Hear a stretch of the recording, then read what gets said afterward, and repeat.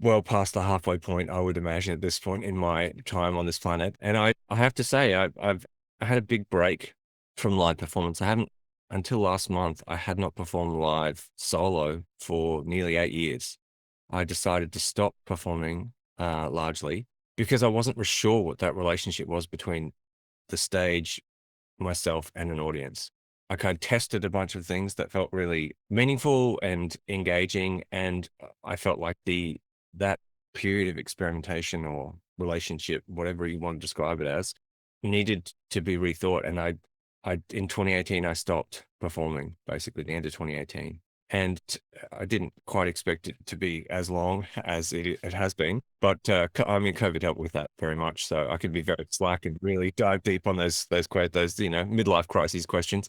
But like having that moment to actually interrogate, think about the relationships that you do manifest in those situations, and the communalness of that idea of performance, that shared experience of I mean, it's an individuated listening experience, but it's in the shared space. So we collectively in time experience something together, even if we are interpreting it in our own way. That was Yeah. an active question as much as this work was with Stephen recently, where I was thinking, like, does collaboration still have a place? Like, do I still learn something? Still hold the chance to be surprised, because I'm just honestly, that's what I'm looking for. That's getting back to what we were talking before about like the idea of ideas.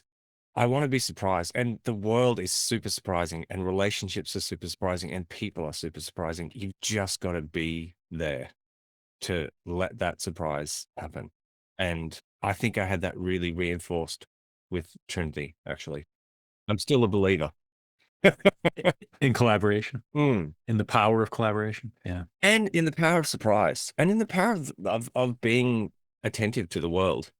There's so much there, and it can be absolutely insignificant, and it is insignificant most of the time. But in that insignificance, if you actually just peer at it a little bit longer, you see the kind of beauty of it. And that's I think, certainly for some of the collaborations that I've had in my life, very offhandedly, people have made comments, or I've made comments to them, and those offhanded, insignificant things become the crux of the record, or become the crux of the project, because they somehow speak to something that is more than the flippant offering that it is. There's something subconscious, atmospheric, that's there, that's somehow just hovering, and you don't quite know what it is, and you say something, and then suddenly it unlocks that thing.